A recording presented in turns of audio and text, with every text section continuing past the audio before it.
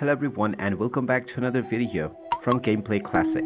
In this video, I'm going to show you how to change your language within the Fortnite game. So let's get started right away. First of all, open up the Fortnite game on your device, and once the game is fully loaded, you will be taken into the play screen from which you can immediately start playing your game. Now, if you wish to change the language within the game, just click on your user ID at the top right corner and then click on the gear icon at the bottom. Now, from the gear icon page, within the top section, just click on the gear icon once again. You will now see the language and region section. Now, from the language screen, you can simply choose from the various different languages that are available. Just click on your desired language from the given list and then click on the apply button. And now your language will be applied to your game right away.